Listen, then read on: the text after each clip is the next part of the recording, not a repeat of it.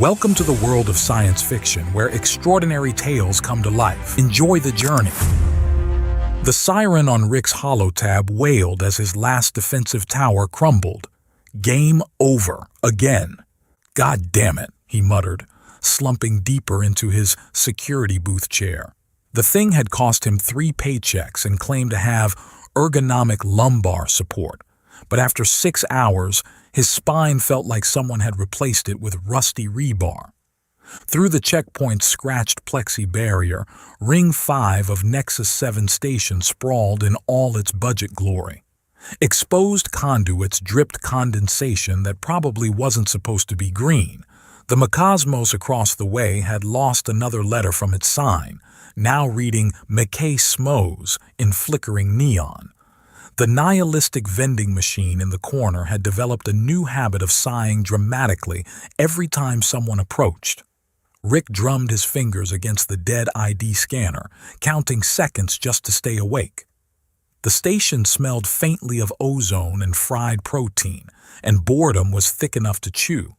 He almost welcomed the alarm when it finally chimed. Notification: Missed call mom, 17. Rick sighed.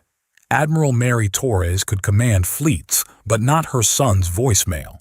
A Rigellan lurched toward the booth, tentacles flailing, translator spitting gibberish. Rick didn't even glance up. A casual shift of his boot, physics did the rest. The drunk hit the wall with a wet thud and slid down, tentacles twitching. Next, Rick called out, though no one else was in line. The faint blue lines only he could see, momentum vectors, force trajectories, faded from his peripheral vision. 3 years since he'd left Earth Fleet, since he'd walked away from being their golden boy of combat physics. 3 years of deliberately choosing to be nobody special, and he'd gotten good at it. His holotab buzzed. New message from Commander Hayes. Drinks tonight? The usual place? Rick deleted it without responding. Hayes meant well, but hanging out with his former squad mate just led to conversations about getting back in the game and wasting his gift. No thanks. The checkpoint's proximity alarm chimed. Someone approaching fast. Multiple someones from the sound of running feet echoing off the station's metal floors. Then he saw her. She had to duck to clear the corridor entrance, and even then her head brushed the doorframe. 12 feet of curved muscle and impossibly green skin that seemed to shimmer under the station's harsh fluorescence. Her legs alone were longer than Rick's entire body. She moved like controlled chaos, graceful and desperate at the same time. But it was her face that made him forget his game entirely. Blue eyes the color of Earth's oceans, if Earth's oceans could kill you with a glance. Cheekbones that could cut diamond.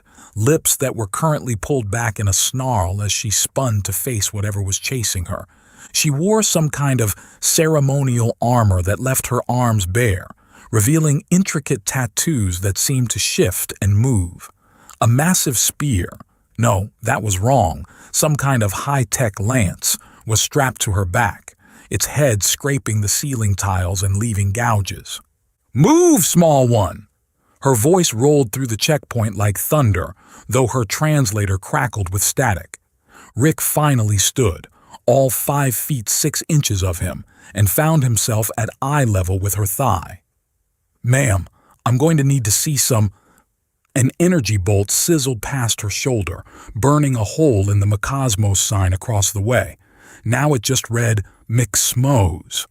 3 figures in black combat armor rounded the corner. Big ones, 8 feet tall at least, carrying military-grade pulse rifles that definitely weren't legal on the station. The green woman spun to face Rick, her blue eyes wild. "You work here. You protect." "I check IDs," Rick said flatly. "Protection costs extra." Another energy bolt scorched the floor between them. The woman's translator sparked and died completely. She grabbed Rick by the shoulders, her hands engulfed them entirely, and shouted something in a language that sounded like music being murdered. "Threx Kalim Shatari Nal." The broken translator made one last valiant effort. "You're too small to protect anyone." Something on her wrist, A bracelet that looked older than Earth's sun began to glow. The metal shifted, symbols appearing that hurt to look at directly. The glow expanded, encompassing both of them in golden light that felt like being dunked in warm honey. "What the hell?" Rick started. The lead mercenary had reached them, rifle raised. "Step away from the Verdanian human. She comes with us." "Like hell," the woman said in accented but clear English, apparently not needing the translator for basic phrases. She reached for her lance. Rick felt it then, a pull in his chest like an invisible rope had been tied between his ribs and hers. When she moved left, he felt the urge to follow. When she tensed for combat, his muscles responded in sympathy. "Lady, what did you just—" She grabbed him around the waist with one arm, lifting him like he weighed nothing, and dove behind his checkpoint booth as pulse fire erupted. The plexi barrier exploded in a shower of plastic shards. "Great," Rick muttered, finding himself pressed against her chest, her very firm, very warm chest. "There goes my security deposit." She set him down but kept one hand on his shoulder. Her hand was huge. It covered his entire shoulder blade. "You are protection now." "I'm what now?" The mercenaries were advancing, boots crunching on the destroyed barrier. Rick could see their momentum vectors clearly, 3 targets moving in standard assault formation. The leader was favoring his left leg slightly. Old injury, probably. "Listen, lady, Asphalia," she said, pulling her lance free with her other hand. The weapon hummed to life, its head crackling with energy. "Call me Faye." "Right, Faye. I don't do the hero thing anymore. I check IDs and fix broken coffee makers." A pulse bolt burned through the booth's wall, missing Rick's head by inches. "Okay," he amended. "Maybe just this once." The food court was right behind them. Rick grabbed Faye's hand. He needed both of his to encompass one of hers, and pulled. "This way." They ran, or rather she ran, and he sprinted to keep up with her stride. The gravity tether he'd felt earlier seemed to help, pulling him along in her wake like he was drafting behind a very green, very attractive truck. The food court at lunch hour was packed. Dozens of species eating, arguing, making deals. The Macosmos line stretched past the Schrodinger's coffee stand. The temporal ordering system at Pasta La Vista was glitching again, showing orders from next Tuesday. The mercenaries burst in behind them, weapons raised. Civilians screamed and dove for cover. "Nobody move!" the lead merc shouted. "We're here for the Verdanian. Everyone else." Rick was already moving. He'd grabbed a Macosmos tray from a nearby table, the heavy metal kind they used for the ultra-size meals. The merc's finger was squeezing the trigger. Rick could see the vector of the shot, the path it would take directly into Faye's back. He flicked the tray like a frisbee, putting just enough spin on it. The tray caught the pulse bolt mid-flight, the metal absorbing the energy and redirecting it into the nihilistic vending machine. "Your violence, like your existence, is ultimately meaningless," the machine intoned as it absorbed the blast. "Would you like a snack to fill the void?" The second merc was already firing. Rick grabbed a pot of Macosmos secret sauce, which was basically industrial lubricant with flavoring, and flung it. The merc's boots hit the slick surface, and his momentum carried him in a beautiful arc directly into the Schrodinger's coffee stand. "Order number undefined," the coffee stand cheerfully announced. "Your drink both exists and doesn't exist." The third merc had circled around, trying to flank them. Rick saw the vector, saw how the man's weight distribution was slightly off as he navigated around an overturned table. "Hey!" Rick called out. The merc turned, rifle swinging toward him. Rick kicked a chair. Not at the merc. That would be too direct. He kicked it at exactly the right angle to catch the man's knee as he turned. The merc's own momentum did the rest, sending him spinning into the Pasta La Vista temporal ordering system. There was a flash of light, and suddenly there were 2 of the mercenary, one from now and one from 5 minutes in the future. What the? Both versions said simultaneously. They looked at each other, then both raised their rifles, then both realized they were aiming at themselves.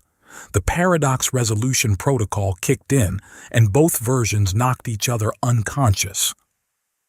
The lead merc, the one with the bad leg, had stayed back. Smart. He had his rifle trained on Faye, who'd been watching Rick work with an expression of stunned fascination. "Neat tricks, little man," the merc said, "but this is over." Rick bit into an abandoned roast beef sandwich. "You're probably right." The merc's finger tightened on the trigger. Rick took another bite, chewed slowly, swallowed. The merc frowned. "What are you?" The nihilistic vending machine, still sparking from absorbing the redirected pulse bolt, finally overloaded. It exploded in a shower of snacks and existential dread, launching granola bars like shrapnel. The merc instinctively raised his arm to protect his face. Faye moved. In one fluid motion, she brought her lance around and clotheslined the merc with the shaft.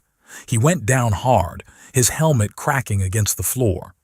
The food court was silent except for the coffee stand still cheerfully calling out impossible orders. Rick finished his sandwich. "I really wanted to finish my lunch." Faye stared at him. Up close, he could see her eyes weren't just blue. They had flecks of silver in them like stars reflected in water.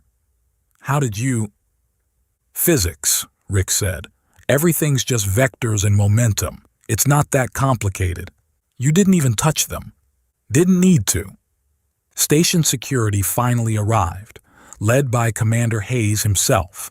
6 feet of square-jawed competence in a uniform that actually fit, unlike Rick's perpetually wrinkled security outfit.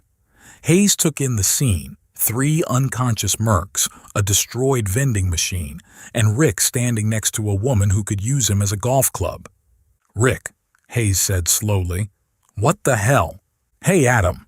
These guys shot up my checkpoint." Hayes's eye twitched. He hated when Rick used his first name on duty. "And the woman?" Faye straightened to her full height, which meant everyone had to crane their necks. "I am Asphelia Lar-Mithrian, third speaker of the Verdanian Council. I seek protective custody while I deliver testimony about illegal weapons trafficking." "And him," Hayes pointed at Rick. Faye looked down at Rick. The bracelet on her wrist was still glowing softly. "He is complicated." "Story of my life," Rick muttered. Hayes had his team secure the unconscious mercs while he took statements. Faye explained her mission, testimony about the Umbra Cartel's dark matter weapons program that could destabilize entire systems. Rick tried to edge away several times, but each time he made it about 10 feet, that invisible tether in his chest pulled tight, making him stumble back toward her. "You okay?" Hayes asked, noticing Rick's third failed escape attempt. "Peachy." The station's cultural attaché arrived, a Benzarian named Vrix, whose 4 arms were constantly in motion, typing on multiple tablets at once. He took one look at Faye's glowing bracelet and all 4 arms stopped moving. "Oh dear," he said in a voice like gravel in a blender. "Oh dear, oh dear, oh dear." "What?" Rick asked. Vrix scurried closer, examining the bracelet with one set of eyes while the other set read from a tablet. "This is the Bond of Cartheta, ancient Verdanian protection ritual. Very binding, very permanent." "Define permanent," Rick said. "Well," Vrix consulted his tablets, "there are 3 ways to break it. The blood price. One must suffer near-fatal injury saving the other. The Song of Trust, a 12-hour ritual requiring complete honesty and telepathic connection. Or," he trailed off, "or physical union, the traditional consummation clause." Rick looked up at Faye. "Way up. You're joking." "I'm afraid not. And if the bond isn't broken properly within 30 days, the bonded Verdanian faces exile, loss of citizenship, and any testimony they give becomes legally invalid." So her testimony about the illegal weapons would be worthless. Faye's jaw clenched. Then we break it. Now. About that, Rick said. There's a side effect. Until the bond is broken, you're connected by what we call a gravity tether. You'll be pulled together if you're within 50 meters of each other. And he checked his tablet again. Only the bonded human can serve as her protector. Anyone else who tries will face rather painful consequences. To demonstrate, Hayes reached out to put a protective hand on Faye's arm. The bracelet sparked and Hayes yelped, jumping back with his hand smoking slightly. Ow! Shit! That really... He caught himself. I mean, that was unexpected. Rick rubbed his face. So let me get this straight. I'm magically bound to protect a 12-foot-tall alien princess from assassins. We're physically tethered together, and the only ways to break it are almost dying. A half-day trust fall exercise, or... He gestured vaguely. Correct, Rick said cheerfully. I need a drink. I need to reach the council, Faye said. In 72 hours. And I need a new checkpoint booth, Rick added. A notification popped up on the destroyed booth's still-functioning screen. The SmartVen 3000 across the court had somehow patched into the display. Admiral Mary Torres's face appeared, looking delighted. Ricky, the station gossip network says you're finally with someone. Is she nice? Tall? Please tell me she's tall. Your children need a fighting chance at reaching the top shelf. Rick lunged for the power button, but the screen had already gone dark. Everyone was staring at him. Faye had one eyebrow raised, a small smile playing at her lips. Your mother? She asked. Unfortunately. She seems enthusiastic. That's one word for it. Hayes cleared his throat. So what's the plan? Rick looked at the destroyed checkpoint, the unconscious mercenaries, the sparking vending machine still occasionally muttering about the meaninglessness of existence. Then he looked up at Faye. She was watching him with those impossible eyes, waiting. He sighed. I guess I'm a bodyguard now. You're too small to be a bodyguard, she said, but there was warmth in her voice. Yeah, well, Rick shrugged. You're too tall to need one, but here we are. The gravity tether pulsed between them, warm and insistent. Rick had the feeling his life of aggressive mediocrity had just come to an abrupt end. 72 hours to get her to the council, 30 days to break the bond, and an entire cartel of assassins trying to kill them. This is going to suck, he muttered. Faye's hand found his shoulder again. Perhaps, but at least it won't be boring. Looking up at her smile, Rick couldn't really argue with that. The luxury suite's door sealed behind them with a soft hiss that sounded far too final for Rick's comfort. He stood in the entryway, duffel bag in hand, staring at a living space bigger than his entire apartment building. This is obscene, he said. Faye dropped her phase lance against the wall. It left a gouge in the imported wood paneling, and stretched. Her arms nearly touched the ceiling, even in the suite's generous 14-foot clearance. It's standard diplomatic quarters. My whole apartment could fit in your bathroom. Yes, I saw your apartment when we stopped for your things.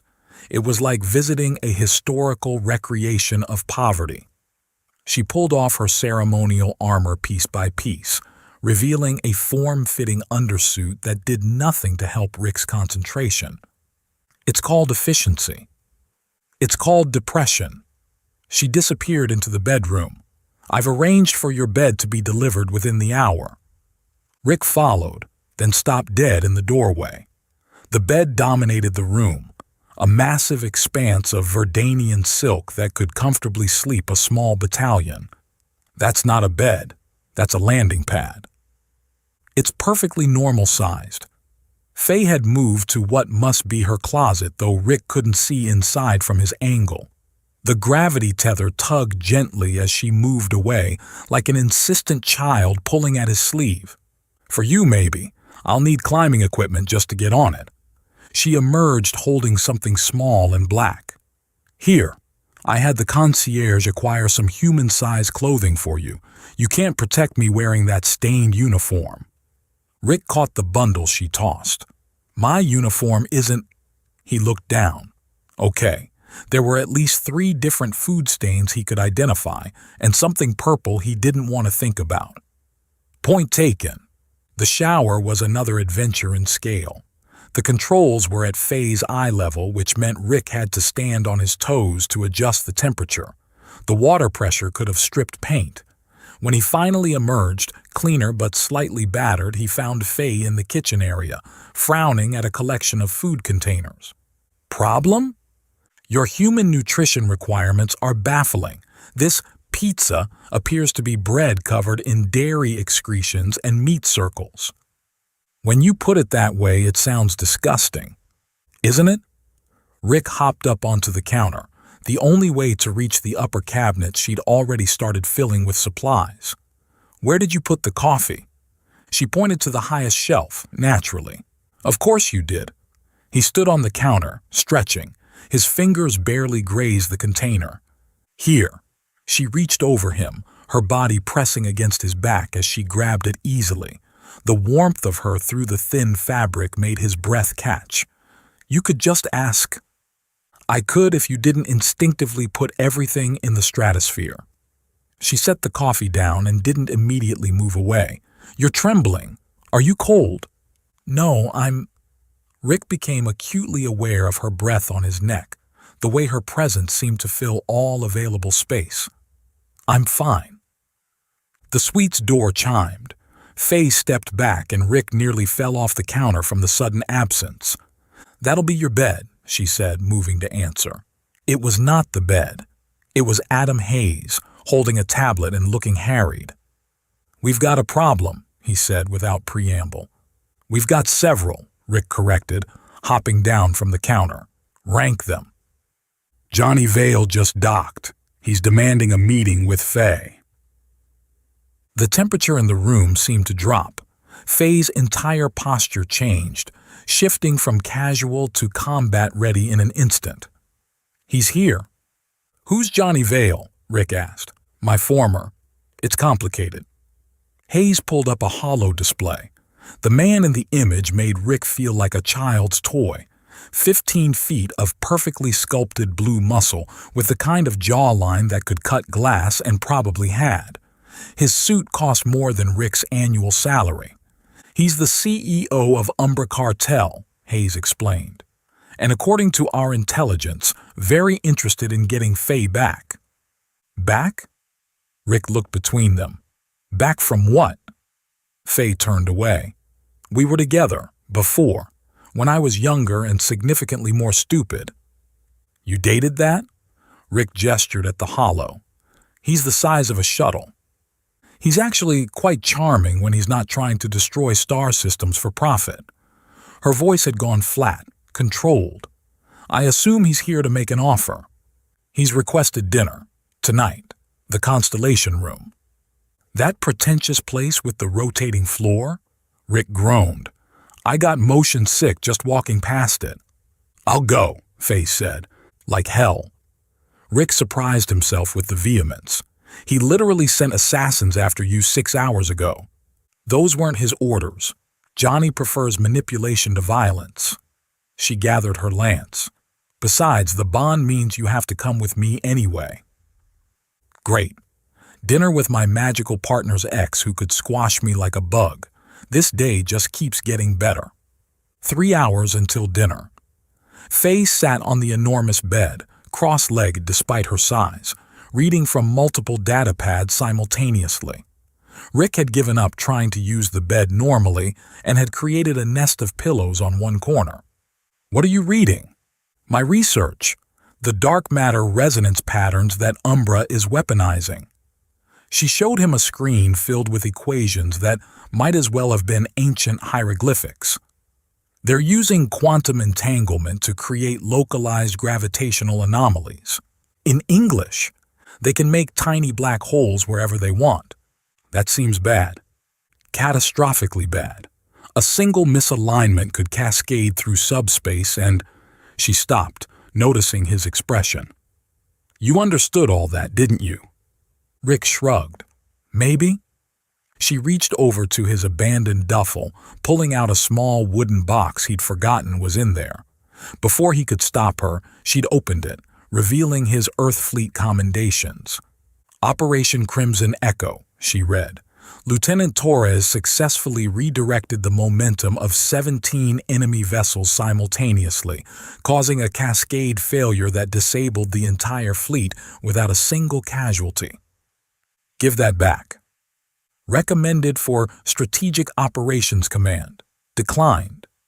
She looked at him. You walked away from this? It was boring. Boring? You revolutionized combat physics and found it boring? Once you understand the math, it's just repetition. Move this here. Redirect that there. Point and click. He took the box back, shoving it into the duffel. Besides, the killing people part got old fast. The citation says, no casualties. That time. Not every time. He lay back in his pillow nest. Turns out being really good at fighting just means they send you to more fights. She shifted closer, the mattress dipping under her weight and creating a gravity well that rolled Rick toward her. My parents were military, career soldiers. They died when I was 7. The coup? You read my file. Hayes might have mentioned it. She was quiet for a moment.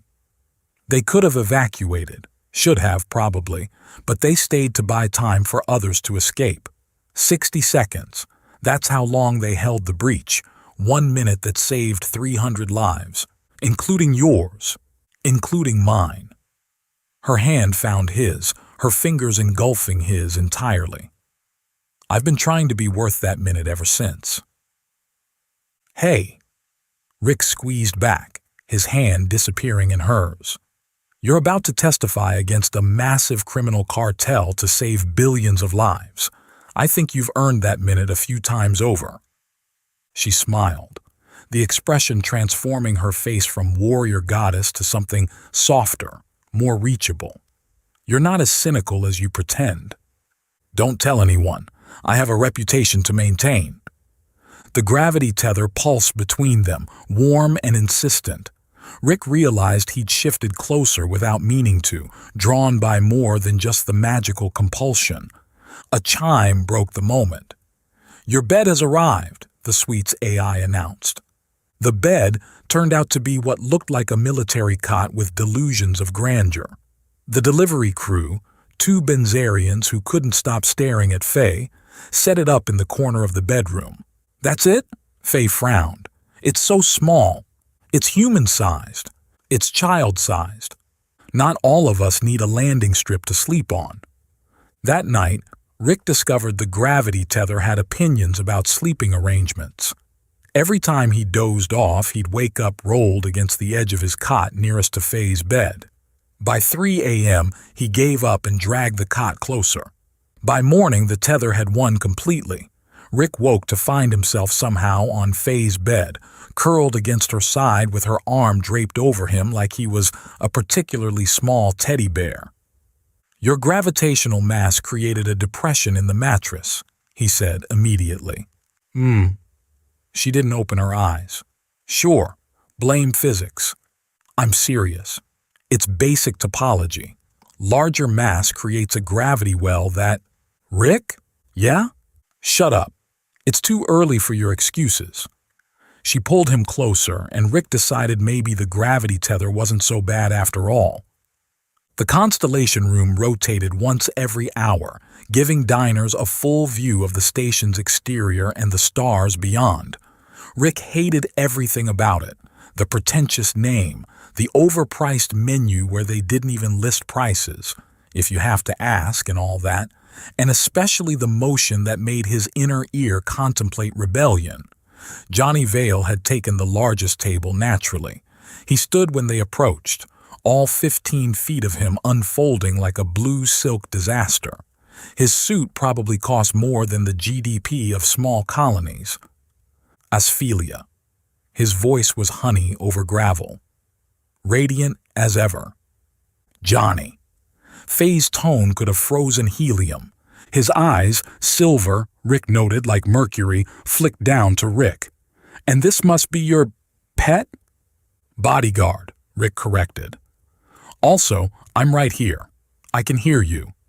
How novel. Johnny gestured to the chairs. His had been specially reinforced. Faye's looked normal to her. Rick's had 3 booster cushions, and he still felt like a child at the adult table. Let's skip the pleasantries, Faye said. What do you want? Direct as always. Johnny smiled, revealing perfect teeth that had definitely been augmented. I want you to stop this foolishness. Come back. Drop the testimony. So you can continue developing weapons that could destroy entire systems. So we can revolutionize transportation. Imagine, instant relocation of entire colonies. No more generation ships. No more refugees dying in transit. By creating black holes, you can't fully control.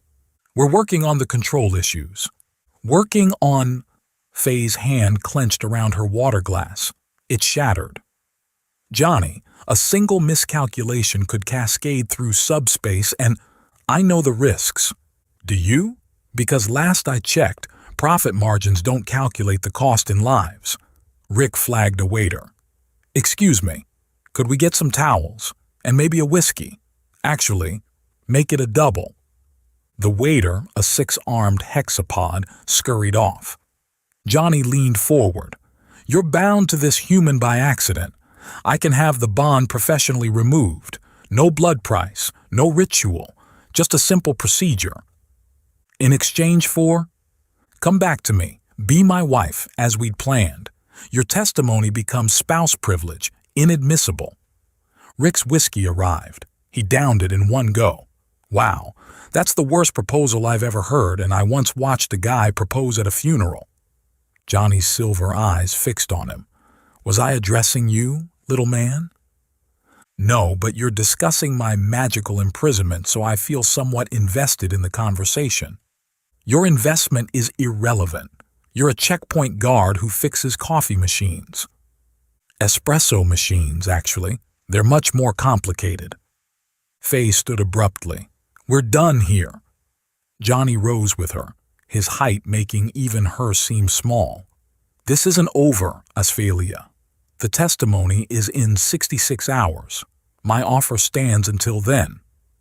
Your offer can stand until the heat death of the universe. The answer will remain no. They left, Rick practically jogging to keep up with Faye's angry stride. The gravity tether helped, pulling him along in her wake. So, he said, once they were in the lift, that seemed to go well. She laughed, short and bitter. He's exactly the same, convinced his vision justifies any cost.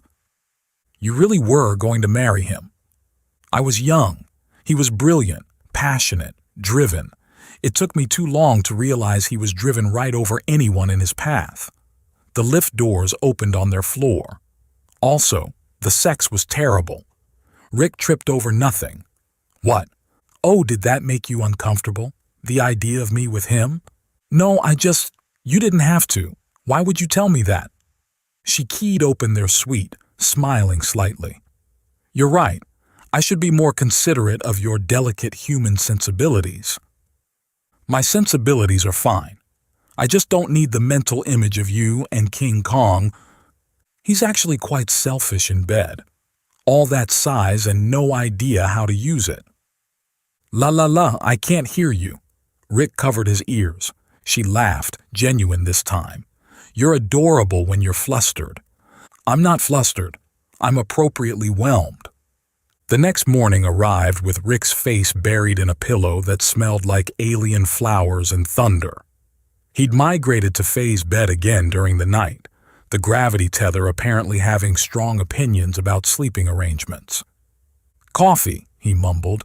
It's on the high shelf where you put it yesterday to prove a point. Faye's voice came from somewhere above him. I hate myself. I'll get it. The bed shifted as she stood, and Rick rolled into the depression she'd left behind. It was still warm. They'd developed a routine over the past 2 days. She'd make coffee, badly. He'd fix it, grumpily, and they'd eat breakfast while she reviewed her testimony, and he pretended not to be impressed by her research. Today, the routine shattered along with the kitchen window. 3 figures in tactical gear swung through on mag cables, pulse rifles already firing. Rick moved on instinct, grabbing Faye's arm and pulling her down behind the kitchen island. "So much for Johnny preferring manipulation," he muttered. "These aren't his people." Faye had her lance out, the weapon humming to life. Umbra's board must have hired freelancers. A pulse bolt shattered the coffee maker. Rick actually snarled. That was a deluxe brew 3000. He grabbed a can of Gravity Gulp from the counter, Faye's emergency stash for late-night research sessions. The warning label read, "0G formula, may cause temporary localized gravity nullification." "Don't drink that," Faye shouted. "Wasn't planning to." Rick shook the can hard, then lobbed it over the island. It exploded in a spray of phosphorescent green liquid. Where the droplets hit, gravity simply stopped working. One attacker, mid-stride, suddenly found himself floating. His momentum carried him straight up into the ceiling with a satisfying crunch. Rick rolled to the side, grabbing the Macosmos delivery bag from last night's dinner. The industrial heating unit in the bottom was still warm. He could see the vectors. The second attacker was flanking left, the third covering the right approach. "Faye, on your left!" She spun, her lance catching the flanking attacker in the chest. The man flew backward, but the third had a clear shot at her exposed back. Rick didn't think. He just moved, using the delivery bag like a shield. The pulse bolt hit the heating unit, which exploded in a shower of sparks and thermal gel. The attacker screamed, clawing at the burning substance. He didn't see the knife until it was almost in his ribs. The floating attacker had recovered, pushing off the ceiling with murder in his eyes. Faye's hand caught the blade inches from Rick's chest. Blood ran down her arm as she squeezed, shattering the metal. "Nobody," she said coldly, "touches what's mine." She threw the attacker through the broken window. They were 47 floors up. "Faye, your hand." "It's nothing." But blood was pooling on the floor, darker than human blood, almost purple. Rick grabbed a dish towel, wrapping it around her palm. The cut was deep but clean. This might fulfill the blood price. "Has the bond broken?" They both looked at her bracelet, still glowing. "Guess not. Must not be near fatal enough. Pity. I was so looking forward to almost dying." Station security arrived within minutes, Hayes leading the charge. He took one look at the destroyed kitchen and sighed. "I'm starting to think you're bad luck, Rick." "I'm bad luck? I was just trying to have coffee." The medical team bandaged Faye's hand while CSI documented the scene. Hayes pulled Rick aside. "Intel says Johnny is furious about the attack, claims it wasn't sanctioned." "You believe him?" "Actually, yeah. These were hired guns, not Umbra operatives. Someone else wants Faye silenced." "The board?" "That's my guess. Johnny wants her back. They just want her gone." Rick looked over at Faye, who was arguing with a medic about the necessity of stitches. Even injured and annoyed, she moved with that liquid grace that made his chest tight. "They're going to try again," he said. "Probably. We need to get off station." "Already arranged. Transport leaves from Dock 12 at 1400. Hayes handed him a keycard. "Try not to blow it up before you get there." They needed supplies for the journey. Rick had argued for ordering online, but Faye insisted on going in person. "I need to stretch my legs," apparently meant dragging him to Infinity Mart, the station's massive retail complex that claimed to stock everything in existence. "If we don't have it, it doesn't exist in this dimension," the cheerful holographic greeter announced as they entered. "Comforting," Rick muttered. The store's AI had already started rearranging based on their shopping patterns. Aisles of Verdanian food appeared next to human snacks. A section of height-adaptive furniture materialized near the entrance. "We need medical supplies, rations, and..." Faye stopped. Why is there an entire aisle of hair growth formula? Rick read a label. Not compensating at all hair tonic. That's weird. A pulse bolt exploded the shelf next to them. Found us! Rick grabbed Faye's hand, pulling her down an aisle as more shots erupted behind them. The store's AI cheerfully announced, "Attention shoppers, we're having a flash sale on survival supplies in aisle 12. Helpful, Rick gasped, running full tilt. The gravity tether actually helped, pulling him along in Faye's wake as she sprinted. More aisles appeared. Self-help books. Height isn't everything, small and proud, vertical challenges in relationships, anxiety medication, and what looked like platform shoes in size XXXXL. This is Johnny's shopping history, Faye realized. The AI is pulling from his account. Your ex has issues. Multiple. They skidded around a corner into the weapons section. Of course, Infinimart had a weapons section. Rick's momentum training kicked in. He could see the vectors, 2 attackers behind, 1 flanking through parallel aisles, 2 more blocking the exit. He'd already used 1 redirect on the attacker this morning. The second came when he grabbed a shopping cart, spinning it into the flanking attacker's path. The man's shot went wide, hitting a display of instant-hole portable tunneling devices. The floor disappeared. They fell through into the store's lower level, landing in what appeared to be the lingerie department. Faye landed gracefully. Rick landed on a mannequin that definitely wasn't designed for his weight. Ow. You okay? Faye pulled him up and Rick tried not to think about the fact they were surrounded by alien underwear. Fine, but I'm at 2 redirects. 1 more and I'll be in momentum debt. What happens then? 10 seconds of complete disorientation. Can't tell up from down. More footsteps above. The attackers were finding another way down. Exit? Faye asked. Through the food court if we can... The floor exploded again. Apparently, the instant holes were having a cascade failure. They ran, Rick's legs burning as he tried to keep up with Faye's stride. The food court was chaos. Shoppers fleeing, security trying to establish order, and at least 3 attackers converging on their position. Rick saw it all. The vectors, the paths, the intersection points. 1 more redirect could clear their path, but it would put him into debt. Faye, when I give the signal, throw me. What?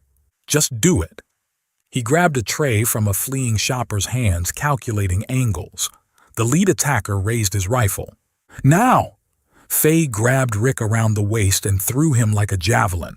Mid-flight, he redirected his own momentum, using the tray to deflect a pulse bolt into the second attacker while his trajectory carried him into the third. The world went sideways. Rick hit the ground hard, his inner ear completely scrambled.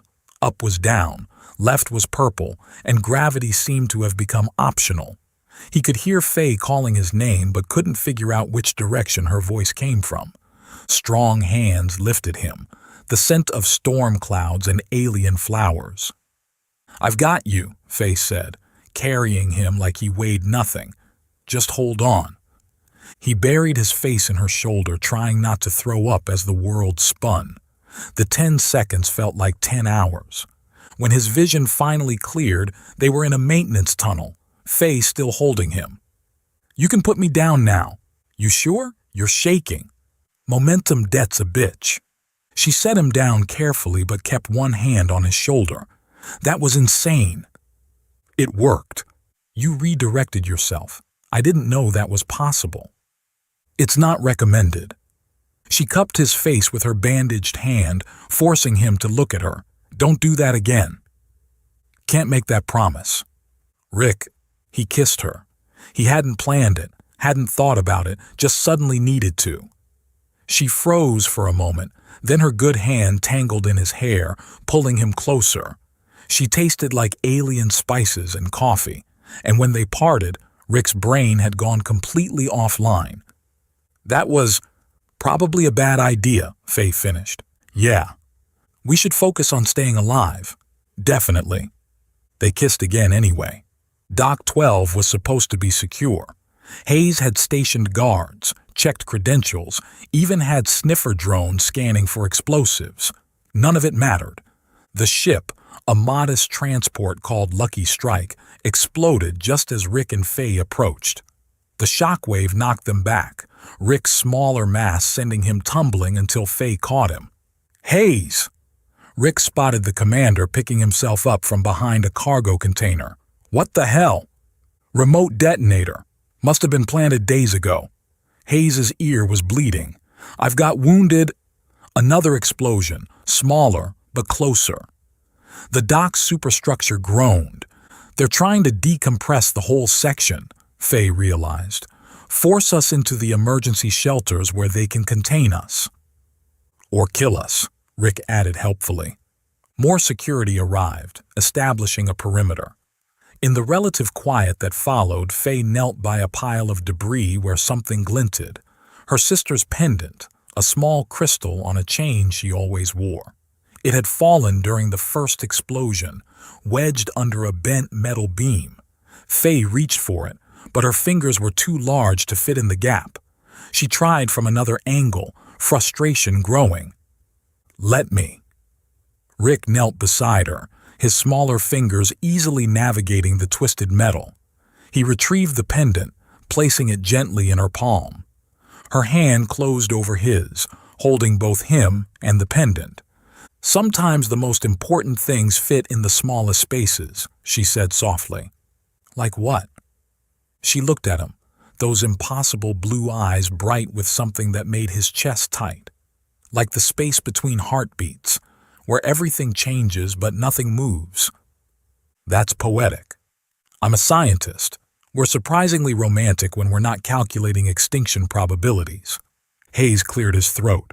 "Sorry to interrupt, but we've got bigger problems." Rick's mother's face filled the emergency shelter's comm screen, her expression grim. "Ricardo, stop making moon eyes at the green goddess and listen. I've been monitoring Umbra communications." "Mom, you can't just hack into—" "I'm an admiral, dear. I can do whatever I want. They have the younger Larmithrian." Faye went rigid. "Lily? Your sister, yes. Johnny took her from her university. She's being held on Umbra's private station. I'll kill him." Foy's voice was flat, emotionless, which was somehow more terrifying than rage. Mary continued. "It's a trap, obviously. He wants you to come to him. The marriage proposal wasn't just romantic. Under Verdanian law, spousal testimony is inadmissible in criminal proceedings." "He's using my own laws against me." "Clever boy. Shame he's evil." Mary's image flickered. "I'm sending coordinates. You have maybe 6 hours before they move her." The screen went dark. Faye was already moving, grabbing her lance, checking her armor. "I'm going." "Whoa, hold up." Rick stepped in front of her, which was about as effective as a chihuahua blocking a freight train. "This is obviously a trap." "I don't care." "Faye, she's 9 feet tall, Rick. In our family, that makes her the baby. She's barely 70 years old." 70? Verdanian years. In Earth terms, she's about 19. She's a child, and he took her because of me. She tried to move past him. Rick grabbed her arm with both hands. She dragged him along like he was on skates. "We need a plan." "My plan is to introduce his face to my lance." "That's not a plan. That's barely a complete sentence." She spun on him, and Rick found himself lifted off the ground, her hands on his shoulders. "He has my sister, and charging in will get her killed." He met her eyes, not flinching from her rage. "You think Johnny doesn't know exactly how you'll react? He's counting on it." "Then what do you suggest?" "We infiltrate. Quietly. Smart. Use your research credentials to get past the outer security, then I redirect us through the internal defenses." She set him down slowly. "You're in momentum debt. You can't redirect anything for at least 6 hours. 4 hours, and I'll be fine." "Rick, hey." He touched her face, stretching up on his toes. "We'll get her back. I promise." She leaned down, pressing her forehead to his. "If anything happens to her, it won't. Trust me." "I do," she said, and seemed surprised by the truth of it. "I actually do." Umbra's station was a monument to excess.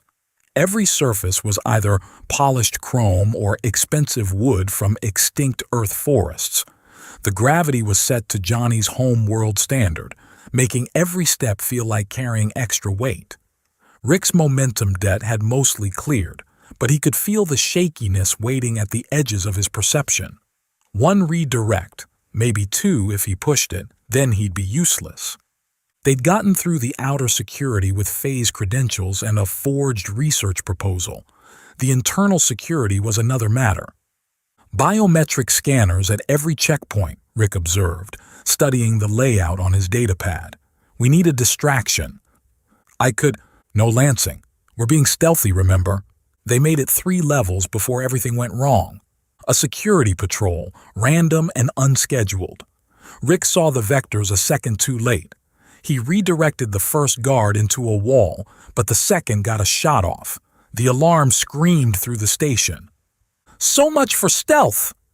Faye had her lance out, cutting through guards with brutal efficiency. Rick tried to help, but the second redirect hit him like a hammer. The world tilted, gravity became a suggestion, and he stumbled directly into a guard stunner. The last thing he saw was Faye surrounded by a dozen guards, dropping her lance, surrendering to save him. Rick woke in a cell that was clearly designed for someone much larger. The ceiling was 20 feet up, the bench designed for someone Faye's size. He felt like a child in an adult's prison. Johnny Vale stood outside the energy barrier, immaculate in another probably costs-a-planet suit. The famous Rick Torres. I looked you up. Impressive service record. I'm retired. Clearly, though I'm curious what someone with your skills sees in Asphelia. Besides the obvious? She's 12 feet tall, Mr. Torres. The mechanics alone. We make it work. Johnny smiled, but it didn't reach his silver eyes. No doubt. But here's the situation. In 6 hours, Project Gravity Well goes online. Every major trade route will be under Umbra control. Asphelia's testimony dies with Nexus 7, which will suffer an unfortunate cascading gravity failure. You're going to kill billions of people for money? I'm going to revolutionize galactic transport. Progress demands sacrifice. That's what every monster in history has said. Perhaps, but I'll be a very rich monster. He stepped back. Asphelia has agreed to my terms. The marriage ceremony is in 3 hours. You're invited, of course. Can't break the bond without the human present. He left Rick alone with that cheerful thought. The gravity tether ached in his chest, stretched to its limit. Rick could feel Faye somewhere in the station, her presence like a distant star. "Okay," he said to the empty cell. "Time to be less efficiently lazy and more efficiently brilliant." He still had his tools. Security had done a pat-down but missed the micro-kit in his boot. The cell was high-tech, but high-tech meant hackable. It took him an hour to realize the cell's energy barrier was tied to the station's gravity control. A careful adjustment to his own mass readings and the barrier flickered and died.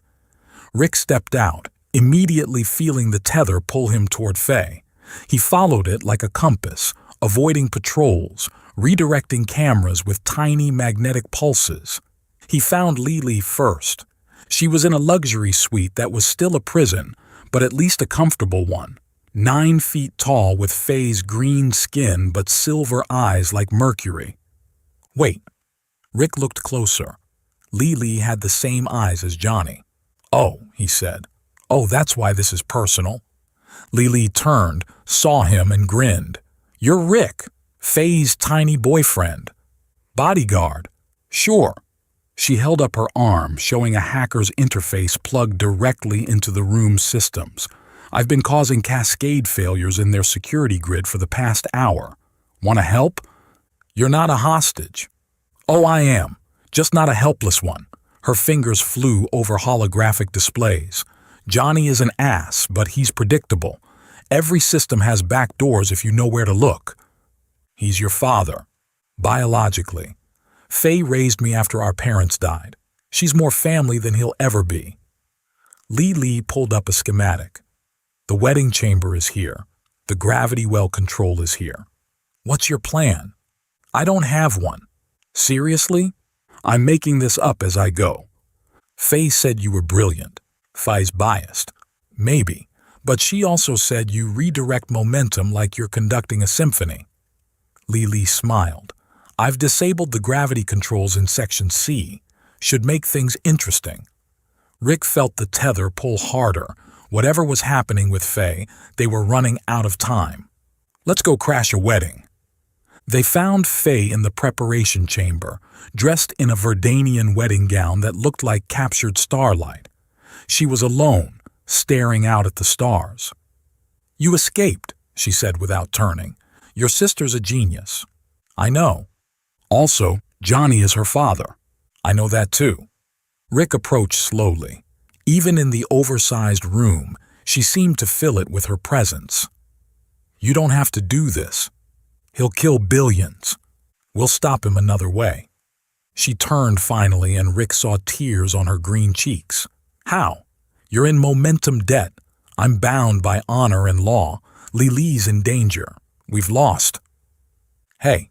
He reached up and she knelt down to meet him. We haven't lost. We just haven't won yet. That's the same thing. No, it's not. He kissed her softly, tasting salt and sorrow. Trust me, I'm about to do something incredibly stupid. Rick, I love you, he said simply. I know it's only been a few days and you're 12 feet tall and could break me in half, and we're magically bound, which probably influences things, but I love you anyway. She pulled him closer, her arms encompassing him entirely. You beautiful, impossible little man. Is that a yes?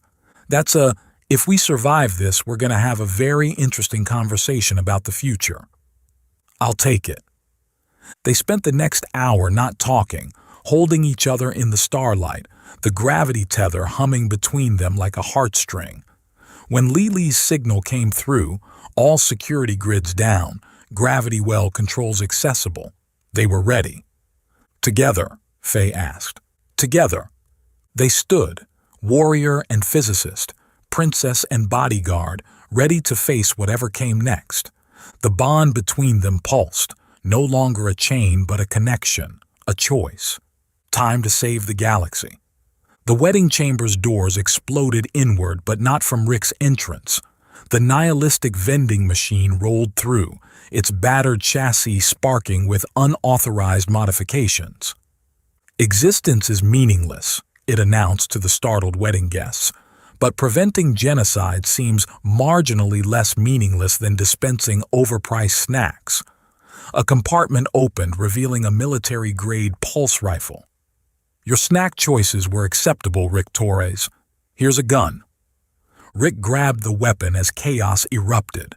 Johnny's security forces opened fire. Wedding guests dove for cover, and somewhere in the station, Arya's voice echoed through every speaker. Attention all personnel. We're having technical difficulties with reality in the main chamber. Also, true love is about to triumph over corporate evil. Finally, some drama worth announcing. Lily's voice crackled through Rick's earpiece. I've got 30 seconds before they trace my hack. The gravity well chamber is 3 levels down, central shaft. Copy that. Rick ducked as a pulse bolt seared the air where his head had been. The wedding chamber was a killing field. No cover, open sight lines, and Johnny's guards converging from every entrance. Faye stood at the altar, still in that impossible dress, her phase lance hidden beneath the ceremonial train. Their eyes met across the chaos. The bond, Rick said into his comm, knowing she'd hear. It's not random. Your lance frequency matches my momentum sight. We're literally tuned to each other. Her lips quirked in a smile. You're saying we're scientifically compatible? I'm saying we can turn Johnny into a physics experiment gone wrong. Johnny himself stood behind an energy shield, his 15-foot frame radiating cold fury. "Kill the human. Secure the bride." "Ex-bride," Faye corrected, tearing away the dress to reveal her combat armor underneath. "Very X." She moved like green lightning, the phase lance spinning in her hands. Guards flew in every direction. Rick used their scattered momentum, redirecting their falls into their comrades, but he could feel the debt building. One more major redirect and he'd be useless. "Toaster 2.0, execute protocol breakfast special," Rick shouted. From somewhere in the ventilation system, his repair drone responded. Every automated system in the wedding chamber went haywire. The holographic officiant started speaking in ancient Klingon, the organ played death metal, and the decorative fountains began spraying quantum cola in every direction. "Your unauthorized drone is in my station," Johnny snarled. "He's very enterprising," Rick replied, shooting out the lights. In the strobing darkness, he could see the momentum lines clearly, every guard, every shot, every possible path. "Central shaft," he called to Faye. She grabbed him without breaking stride, tucking him under one arm like a football. They burst through the chamber's floor-to-ceiling window into the zero-gravity central shaft of the station. Falling in zero-G wasn't really falling. It was controlled floating with style. Faye used her lance to push off structural beams, accelerating them downward while security forces pursued from above and below. "This is insane," Rick shouted over the rush of air. "This was your plan." "I said I was making it up as I went." A gravity field suddenly activated, Lily's hack wearing off. They went from floating to plummeting in an instant. Faye twisted mid-air, taking the impact as they crashed through an emergency barrier into the gravity well chamber. The room defied physics just by existing. A perfect sphere, maybe 200 feet in diameter, with gravity controls that shifted every few seconds. One moment the floor was down, the next it was the ceiling, then the walls. At the center, a containment field held a swirling mass of dark matter, reality bending around it like a drain in space-time. Johnny descended through the hole they'd made, his own armor activating. At 15 feet tall in powered armor, he looked like a walking building. "You know what I love about being large?" he said conversationally.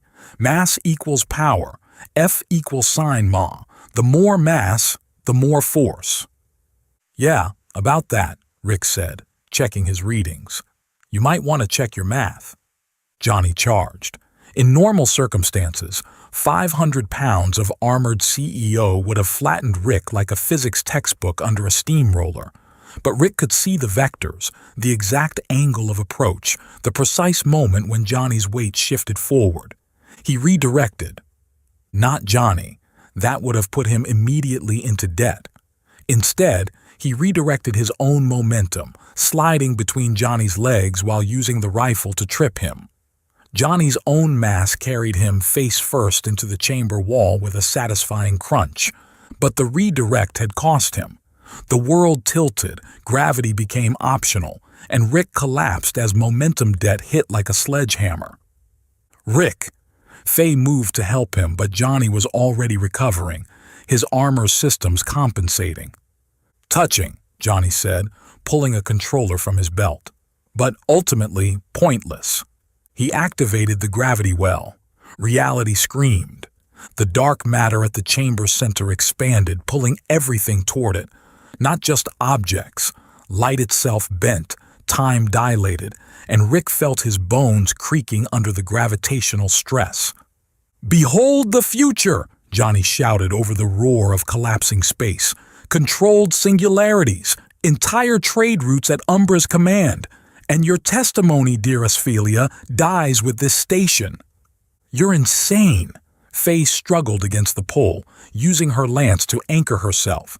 "I'm a visionary. The casualties are acceptable." 5 million people are not acceptable losses," Rick managed to shout, though standing was beyond him. "They're not losses. They're statistical necessities."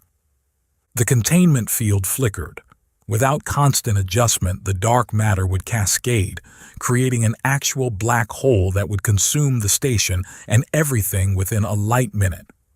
Lee, Rick called into his comm. Can you stabilize it? Negative.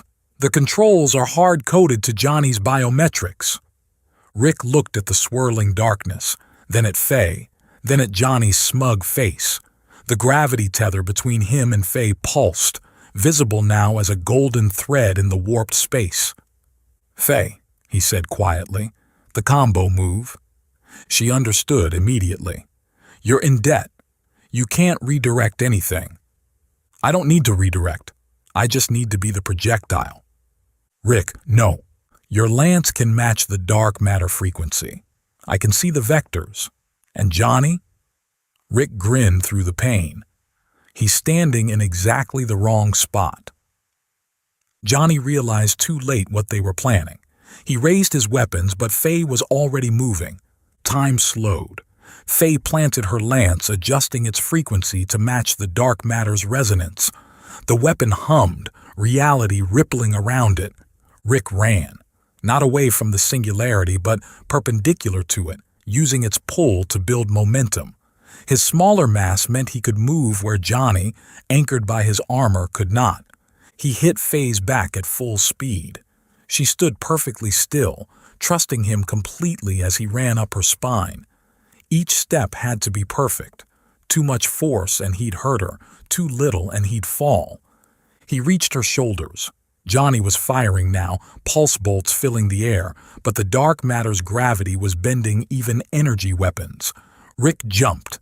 Faye moved then, swinging her lance in a perfect arc that caught Rick's trajectory and amplified it.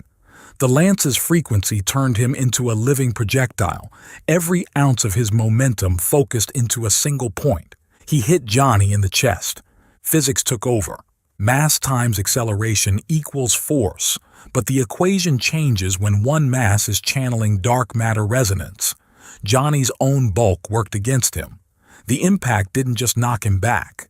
It launched him directly toward his own creation. No! Johnny engaged his armor's thrusters, fighting against the pull. This isn't possible. You're too small, too weak. Size, Rick gasped, the effort having knocked the wind out of him. Matters not. Johnny hit the containment field. His armor, designed to withstand everything, couldn't handle contact with raw dark matter. It began to unravel, pulling him atom by atom into the swirling void. His last words weren't a curse or a threat. They were almost sad. I just wanted to matter. Then he was gone, pulled into his own perfect trap, a genius destroyed by his inability to see beyond his own massive shadow. But the singularity didn't stop. Without Johnny's control, the dark matter began cascading. The containment field sparked, failing in sections. In minutes, maybe less, it would collapse entirely. We need to overload it. Lily's voice crackled through failing comms. Push more energy in than it can handle. With what? Rick struggled to his feet, the gravity still trying to pull him apart. Faye looked at her lance, then at the singularity. I can channel my life force through the lance. Verdanians are naturally high-energy beings. It might be enough. That'll kill you. Better one than millions. She raised the lance, its tip already glowing with her energy. Rick grabbed her arm. Wait, the bond. Rick, the gravity tether. It's not just magical nonsense, it's an actual energy conduit. We can channel the overload through our connection. That could kill you, or it could distribute the load between us. 2 sources, half the strain each. You don't know that. No, he admitted, but I know I'm not letting you die alone. She looked down at him, this impossible woman who'd crashed into his life just days ago. You're completely insane. I learned from the best. If this kills us, then we die saving 5 million people. There are worse endings. She kissed him then, fierce and desperate. When they parted, her eyes were bright with tears and determination. "You're the perfect size for my heart," she said. "Now stop talking and redirect this like you mean it." They stood together, her lance planted in the floor, their hands joined. The gravity tether became visible, really visible, a golden thread of pure energy connecting them at the chest. "On 3, Rick said. 1, Faye counted. 2, they said together. 3. Energy poured through them, not from them, through them. The bond acted as a perfect conduit, pulling power from the station's reactors, from the gravity well itself, from the quantum fabric of space. Rick felt like he was burning from the inside out. Beside him, Faye's green skin literally glowed, her tattoos coming alive with ancient Verdanian symbols. The Faye's lance became a pillar of light, too bright to look at directly. The dark matter reacted violently. The singularity expanded, contracted, twisted in dimensions that shouldn't exist. Rick could see it all, every vector, every force, every possible outcome. Most ended in death, but one single path through the chaos ended in survival. "Left!" he shouted. "Angle the lance left!" Faye adjusted without question. The energy beam hit the singularity at exactly the right angle, creating a feedback loop that turned the dark matter's hunger against itself. The black hole began to eat itself. Reality folded, unfolded, refolded. The chamber groaned, metal twisting into impossible shapes. Rick felt the momentum debt hit again, but this time Faye held him up, their connection keeping him conscious. Then, with a sound like the universe sighing, the singularity collapsed, not into a black hole, into nothing. The dark matter converted entirely to energy, flooding the station systems with more power than they'd had in years. Emergency lights became spotlights. Dead systems roared to life. And somewhere, the nihilistic vending machine announced, "Existence remains meaningless, but at least it continues." Rick and Faye collapsed together, the golden thread between them fading but not disappearing. It was still there, would always be there, but no longer a chain. Now it was a choice. "We're alive," Rick said, surprised. Observant as always. Faye's voice was exhausted but warm. "I mean, the odds were really—" "Rick? Yeah? Shut up and hold me." So he did. The aftermath was almost anticlimactic. Lee had recorded everything. Johnny's confession, his willingness to sacrifice millions, his final moments being pulled into his own weapon. The broadcast went to every major news network simultaneously. Arya added helpful commentary. In today's dramatic conclusion, love conquered corporate evil, physics beat mass, and a vending machine gained sentience. Station facilities will resume normal operations once we figure out what normal means. The Galactic Council received Faye's testimony via emergency broadcast. The evidence was overwhelming. Umbra Cartel's assets were frozen, its board arrested, and its dark matter research classified as a crime against reality itself.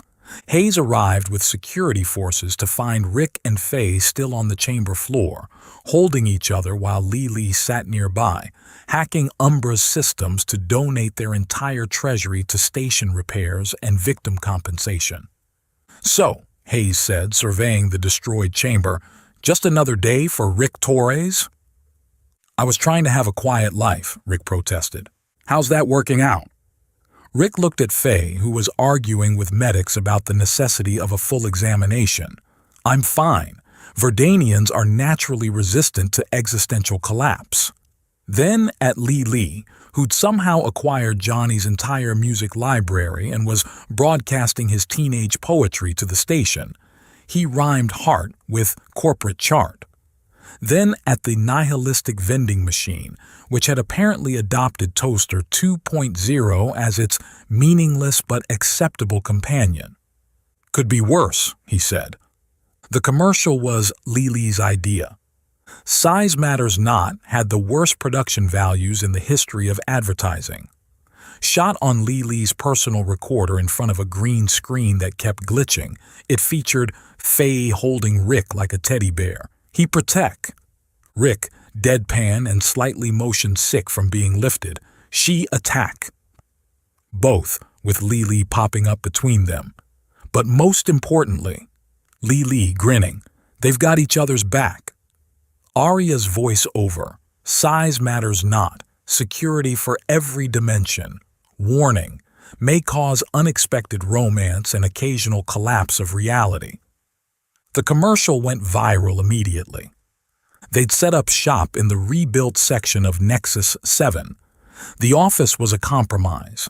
Ceilings high enough for Faye, furniture scaled for Rick, and a specially designed desk that adjusted to any height. We've got 17 job offers, Li announced, scrolling through messages, including one from the Galactic Council for a permanent security contract.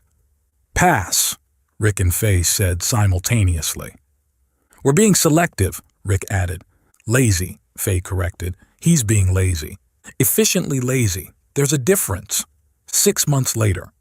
The ceremony was held on the observation deck of Nexus 7, with stars as their backdrop and a mixture of human and Verdanian traditions that somehow worked. Rick's mother, Admiral Mary Torres, had taken over planning with military precision. The height difference just makes the photos more interesting, she declared, arranging the wedding party by species rather than role. Faye wore a dress that seemed to capture nebulas in its fabric. Rick wore a suit that actually fit, though he needed the height equalizer platform trademark for the kiss. Li was maid of honor, Hayes was best man, and the nihilistic vending machine inexplicably became ordained just to officiate. Existence is meaningless, it intoned, but these two have found meaning in each other. That's either beautiful or delusional, possibly both. The vows were simple. You're too big for any reasonable relationship, Rick said, looking up at Faye. Your head hits door frames, you put everything on high shelves, and you take up the entire bed, but you're exactly the right size for my heart. You're too small to be my bodyguard, Faye replied, tears streaming down her green cheeks. You can't reach the coffee. You need a ladder for everything, and you steal all the blankets, but you're the perfect fit for my life. They kissed, the platform wobbling slightly but holding. The reception was chaos. The Macosmos catering was late. Schrodinger's coffee served drinks that existed and didn't exist simultaneously, and someone, Li, had hacked the music system to play Johnny's teenage poetry set to dance music. During the father-daughter dance substitute, Li had claimed the role, Faye pulled Rick aside. You know the bond is permanent now, she said. We channeled so much energy through it. It's part of us forever. Good thing we're married then. I'm serious. You're stuck with me. Rick reached up, pulling her down for another kiss. There are worse fates. As the reception wound down, Rick noticed something odd in his momentum sight, a resonance he'd only seen once before. Faye, he said quietly, look at Li. Li was dancing with Hayes, laughing at something he'd said, but around her, reality rippled slightly. Is that? Dark matter resonance, Rick confirmed. She inherited it from Johnny. She's naturally attuned to quantum singularities. That's impossible. Verdanians can't. Half Verdanians apparently can.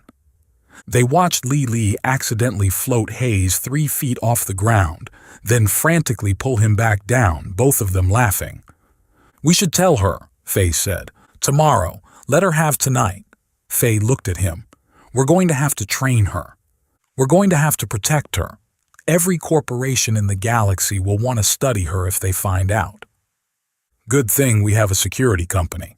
Good thing she has us. The music changed to something slow. Around them, their mixed family of friends, former enemies, and sentient machines celebrated the impossible union of a 12-foot warrior princess and a 5'6" lazy genius. The nihilistic vending machine dispensed free champagne with its usual fatalism. Love is meaningless, but congratulations anyway.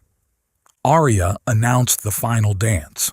Ladies, gentlemen, and beings of indeterminate classification, please join the happy couple on the dance floor. Mind the height difference, and the gravitational anomalies, and the fact that reality is still slightly broken in the northwest corner. Rick and Faye swayed together, her having to bend down, him having to stretch up, meeting somewhere in the middle. The golden thread between them pulsed with warmth, no longer a bond of magic but a connection of choice. "No regrets?" Faye asked. "Are you kidding? I was checking IDs and fixing coffee makers. Now I'm married to an alien princess. I've fought a megalomaniac CEO, and I helped save 5 million lives." "Don't forget the commercial." "I'm trying to forget the commercial." She laughed, the sound still making his chest tight in the best way. "I love you, my tiny bodyguard." "I love you too, my giant princess." In the background, the universe continued its meaningless existence. But in that moment, in that space between heartbeats, meaning didn't matter. Only they did. The end. In the epilogue that no one asked for, the nihilistic vending machine and toaster 2.0 opened their own detective agency, solving crimes with aggressive pessimism and burnt bread. But that's another story entirely.